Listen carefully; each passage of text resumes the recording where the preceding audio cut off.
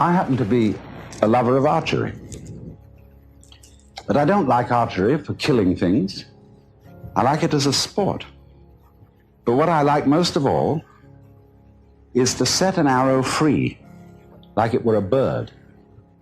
You know, when it gets far up in the sky, whee, you watch it. And it suddenly turns and drops. What is it that fascinates us about that? Because it's not useful. It doesn't really achieve anything that we would call purposive work. It simply is what we call play. But in our culture, we make an extremely rigid division between work and play. You're supposed to work in order to earn enough money to give you sufficient leisure time for something entirely different called having fun or play. Imagine, too, if you were a bus driver. Bus driver is ordinarily considered an absolutely harassed person. He's got to watch out for all the laws, all the competing traffic, the cops, the people coming on board giving their fares, and he has to give them change. And if he has it in his head that this is work, it will be hell. But let's suppose he has a different thing in his head. Supposing he has the idea that moving this enormous conveyance through complicated traffic is a very, very subtle game. And he has the same feeling about it that you might have if you were playing the guitar or dancing. And so he goes through that traffic, avoiding this and avoiding that and taking a fare like this, and he makes a music of the whole thing. Well, he's not going to be tired out at the end of the day. He's going to be full of energy when he gets through his job. The art of washing dishes is that you only have to wash one at a time. If you're doing it day after day, you have in your mind's eye an enormous stack of filthy dishes which you have washed up in years past, and an enormous stack of filthy dishes which you will wash up in years future. But if you bring in your mind to the state of reality, which is, as I've pointed out to you, only now. This is where we are. There is only now. You only have to wash one dish. It's the only dish you'll ever have to wash, this one. You ignore all the rest, because in reality, there is no past and there is no future. There is just now. So you wash this one. And instead of thinking, have I got it really clean, as my mother taught me with an angry voice, that I had to get every little scrap off it, you know, and she got angry at you. Instead, you turn the cleaning movement into a dance. Like this. And you dig that. And you swing that plate around, and you let the rinsing water go over it, and you put it off in the rack. Crazy. See? Take the next one. And you get this rhythm going. See? And you're not under compulsion all the time. You know, when I was a little boy and went to school in England, I had to learn the piano. They called it playing the piano. But actually, they said you must play. We had in England compulsory games. They used to post notices on the bulletin board in the school where I went to, which said, this afternoon, everyone will go for a run. And if you didn't go for a run, and it was found out that you hadn't, you were flogged. So everybody hated going for a run, because they were under compulsion to play. Everybody must play. It's like the whole game of life we're all involved in. It's only a game, but everybody has got to belong. So we went running. I remember one day I was out on a run, and I was trying to enjoy myself because I was running on the balls of my feet, dancing along. And a fellow came up behind me who was running on his heels. He was jogging. And he was going clump, clump, clump, clump, clump, clump, clump, clump. I said to him, what's the matter with you? You're running on your heels, and you're jarring your whole body all the way through. Okay, but he stuck to it, and he became the champion long-distance runner of the school. But he didn't enjoy it. It was work. And all he enjoyed was the suffering that he endured that made him feel that he had really contributed to the human race because he suffered so much. He identified his existence and his worth with his suffering. Now, really great runners dance when they run. They don't necessarily follow a straight course. They may weave. And in the same way, if you happen to witness in the year 1970, the World Cup Championship in soccer, you would have seen that the winning team from Brazil played soccer in a most extraordinary way. They played it like basketball. They played it dancing. The way we learned soccer in school when I was a boy was very, very formal and orderly, and we didn't really enjoy it. But these fellows were bouncing balls off their shoulders, off every muscle, and they had astonishing teamwork. But at the same time, were dancing the game, and the sports writer in the London Times said that they danced their way to victory. So the point is, therefore, that you can do everything you have to do in this spirit. Don't make a distinction between work and play. Regard everything that you're doing as play, and don't imagine for 1 minute that you've got to be serious about it. Let's take, for example, the rest of the world, other than ourselves. Think for a moment, what are vegetables doing? Let's, for example, consider this. And what's it all about? I mean, it serves us, human beings, by being decorative, but what is it from its own point of view? See, because here is this stalk, and all these leaves come out, ka-ching, ka-ching, ka-ching, ka-ching, ka-ching, ka-ching, all the way to the stalk, then whoops, it goes into this. And then it goes into flowers in the end, you see, and they go kitty, kitty, kitty, kitty, kitty, kitty, kitty, kitty, all around. And I look at the thing, and it's like a symphony. It's just like Bach doing a fugue with all the different movements going.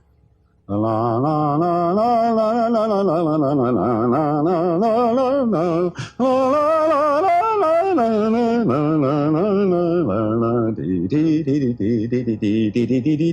that's what it's about. What do you say? It's using up air, it's using up energy, it's really not doing anything except being ornamental. And yet here's the whole vegetable world. Not only cactus plants like this, but all trees, roses, tulips, and edible vegetables, cabbages, celery, lettuce, they're all doing this dance. And what is it all about? Why do they do it? Well, we say, one must live. It's necessary to survive. You know, you really must go on. It's your duty. It's your duty to your children. But you see, the thing I feel is if you bring up your children that way and tell them that they ought to be grateful to you because you're doing your duty towards them, they will learn to bring up their children in the same way, and everybody will be depressed. There really is no necessity to go on living. We think, it's part of our Western philosophy, that we think we have a drive to survive, that we must go on living.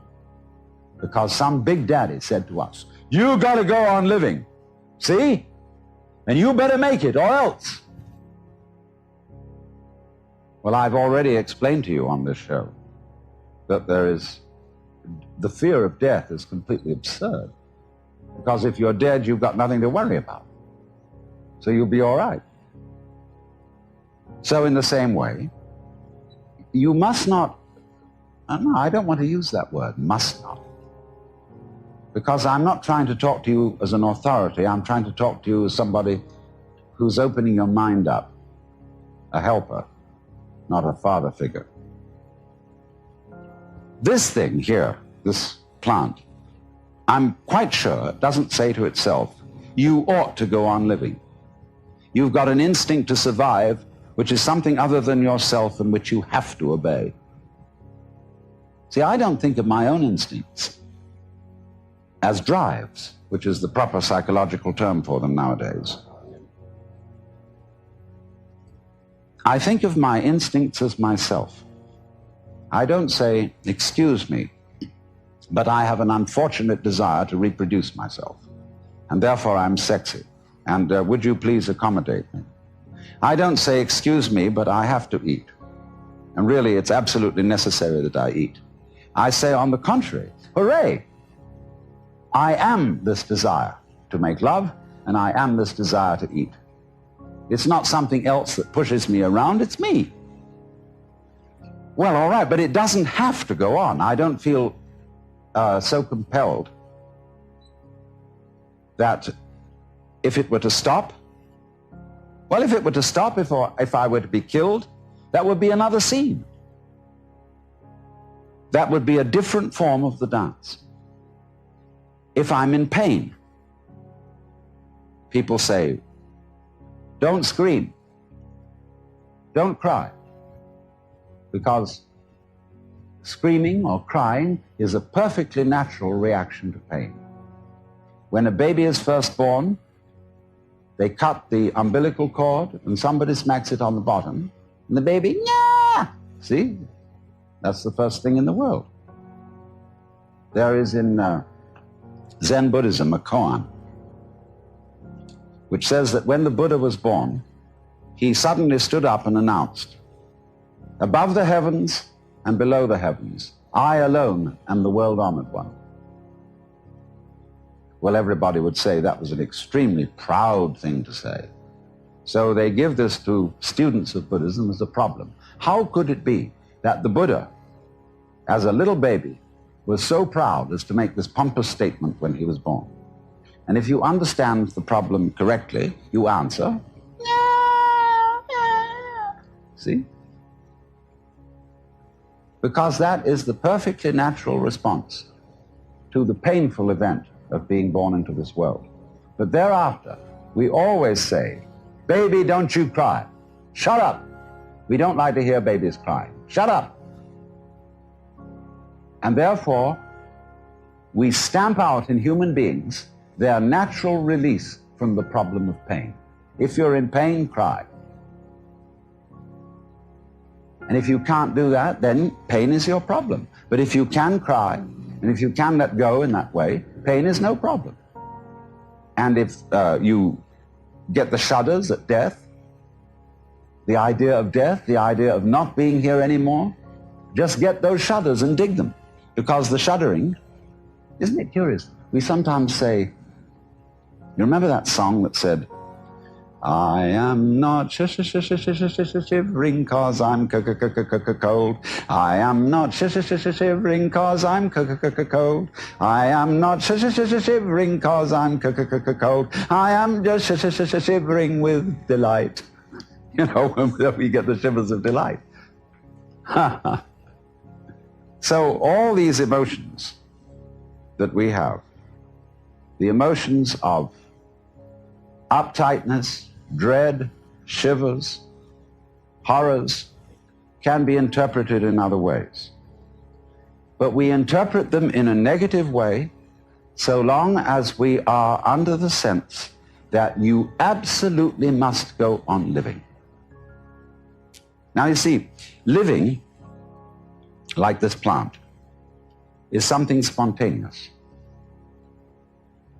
In Chinese, the word for nature is zhiran, which means that which happens of itself, not under any control of an outside boss. And they feel that all the world is happening so of itself. It's spontaneous. And so you stop this spontaneous flowering of nature cold if you tell it you must do it. It's like saying to someone, you must love me. Well, it's ridiculous. If I were to ask my wife, darling, do you really love me? And she says, I'm trying my best to do so. That's not the answer I want. I want her to say, I can't help loving you. I love you so much I could eat you. And that's what the plant feels in growing. It doesn't feel that it must grow. It's not under orders. It's not a military chain of command. It does this spontaneously. So that when you try to command the spontaneous process, you stop it. It's like saying to someone, now, be unself-conscious. You know, there's a belief in India that if you think of a monkey while you're taking medicine, the medicine won't work. So therefore, when you take your vitamins or next pills, try not to think of a monkey. See? And that will completely tie up the spontaneous process, and it won't work.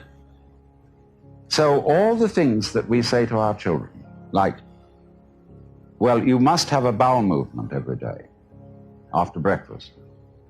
Try, darling, to go to sleep. Stop pouting. Take that look off your face. Oh, you're blushing. Make you feel guilty about blushing. See? All those things are attempts to say this one thing. Darling, little child, you are required to do what will be acceptable only if you do it voluntarily. And everybody on this account is completely mixed up, because we are trying to force genuine behavior. We all admire artists when we say they're unself-conscious. They seem so natural. They seem to dance or paint or talk or play the piano so effortlessly. Of course, a lot of work has gone into it.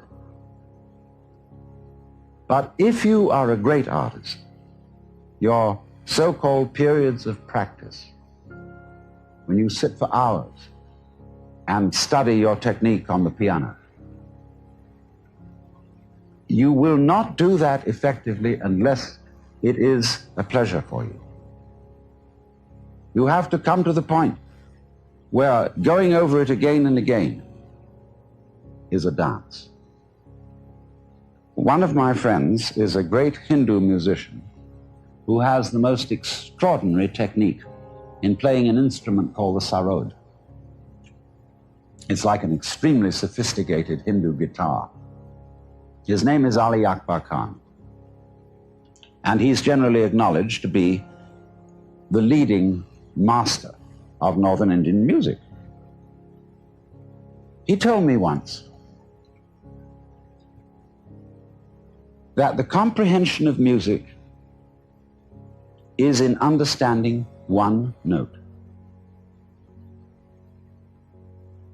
The meaning of that is he can sit for hours and hours working on this, but there really is only one note at a time. And he gets into that note and listens. He really listens. Gets into the sound. And it simply doesn't matter that it takes a long time, that he'll have to do this for many hours, because he's completely absorbed in listening to the sound he is now making. He's going with that vibration, as when you might chant, you see, like they do in yoga. You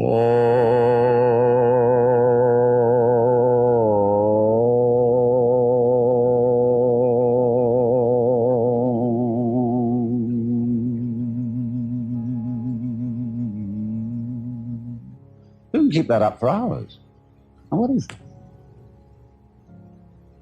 See, this is the real secret of life. To be completely engaged with what you're doing in the here and now.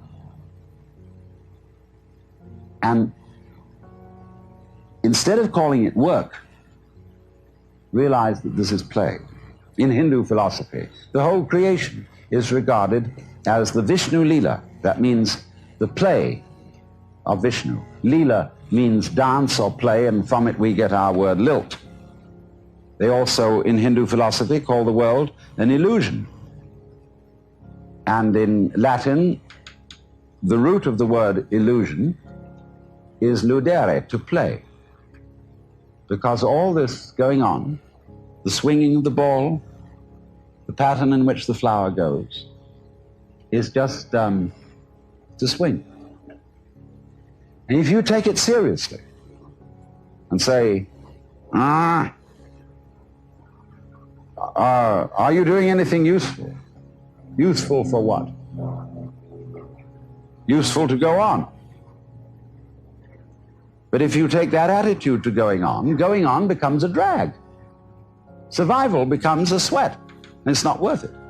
And if you teach your children, and they'll imitate you, they'll treat survival as a sweat which they have to undergo, they have to keep going on, and they'll teach their children to do it, and the whole continuation of the human race will be a drag, which is in fact what it's become because of this attitude. And this is the reason why we've invented the atomic bomb and are preparing to commit suicide. Because we think we must happen.